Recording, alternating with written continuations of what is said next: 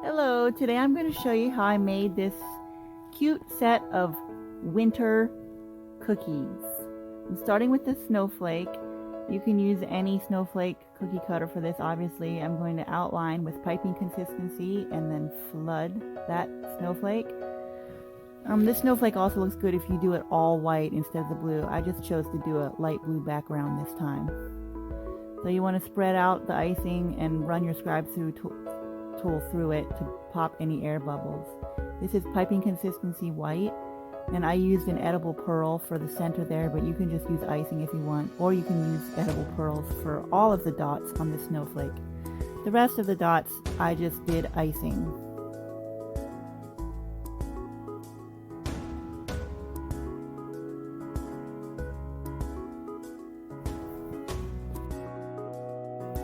So obviously you can get creative and do whatever kind of design you want on your snowflake. This is just a very simple and very easy design for starters if you need. And moving on to the gingerbread man cookie, again you can use any cookie cutter for this, any gingerbread man cookie cutter. I used AmeriColor brown to dye the icing, and I'm using the same icing to flood and outline here. So this is a thicker flood icing. I have a video on my icing consistencies if you'd like to check that out after this video.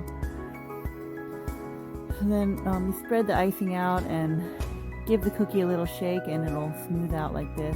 So I let the flood dry about 15 to 20 minutes before I start adding the details.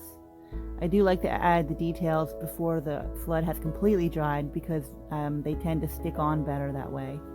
So these are little sprinkles for his buttons, but you can just use icing. Now moving on to the hot cocoa cup. Obviously you can use whatever color for this.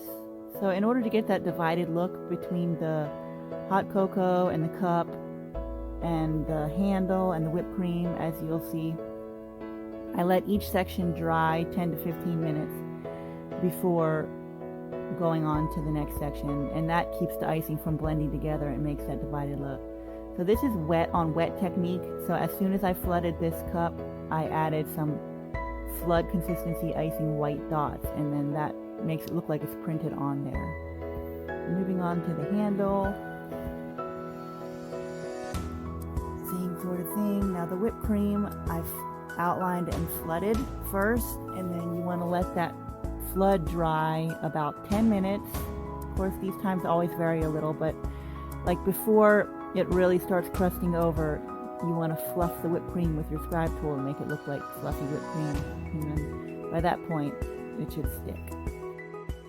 And that's it. Happy decorating. Thanks for watching.